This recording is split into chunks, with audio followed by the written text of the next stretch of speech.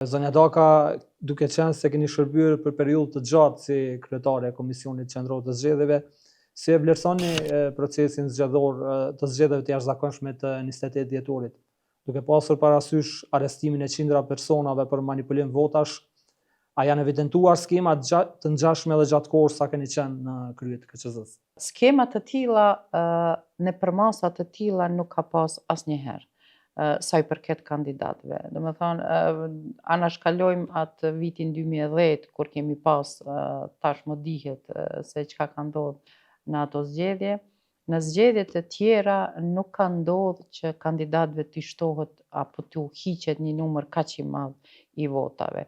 Gjithmonë ka pas numërime të gabueshme me qëllim apo pa qëllim, po jo, thash edhe një herë, në përmasa të tilla. Dhe kjo e cënon integritetin e procesit zgjedhor, ndërkaq kjo çka ka ndodhur me 28 dhjetor apo çka ka ndodhur pas datës së 28, kur ka filluar numërimi i votave për kandidat, është thjesht manipulim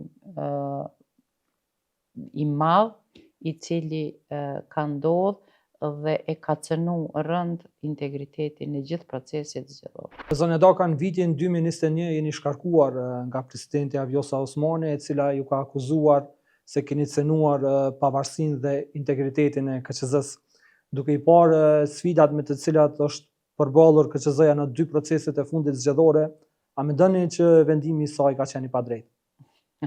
Po vendimi i saj ka qenë i padrejtë, pavarësisht se çka po ndodhen këto procese zgjedhore tashmë, sepse po të lexohet ai vendim, i cili më tepër i ka ngjani vendimi gjyqësor se një dekreti presidencial, vërehet se unë jam shkarku, në fakt askush nuk e din për çka jam shkarku, ndoshta vetëm presidentja e din atë dhe ata të cilët i kanë sugjeru shkarkimin tim, dhe natyrisht që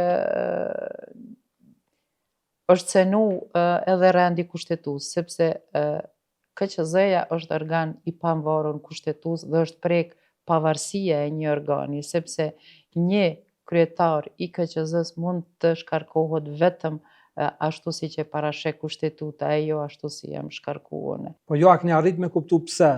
Domethënë, ka pas diçka personale me juve, apo pse është dashur me ju shkarku?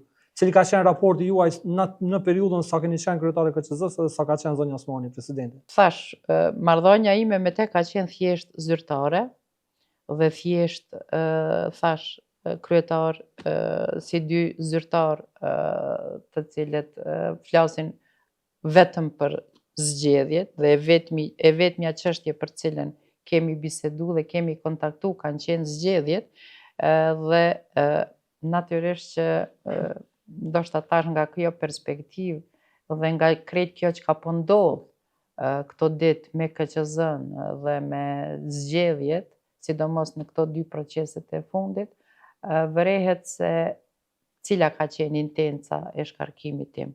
E ajo ka qenë që KQZ-ja të thjesht, mos ta them vrash të shkatrohet, po thjesht të vihet në një pozitë të tillë në të cilën është tash. Ajo është pozitë shumë e palakmueshme, sepse KQZ-ja nuk është duke e luajtur rolin kushtetues të cilin e ka me kushtetutën. Muajin prill, zonja Daka, presidentës Osmani i përfundon mandati. Ajo është kritikuar vazhdimisht prej opozitës edhe prej një pjesë të opinionit publik se i ka shërbyer politikisht kryeministrit Albin Kurti.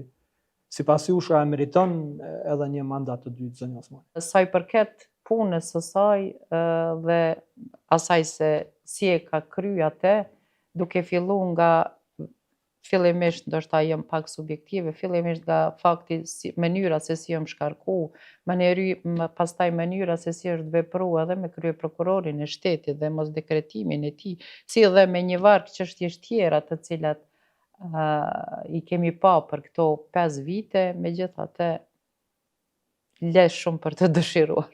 Domethënë, mbas përgjigjes nuk e meriton.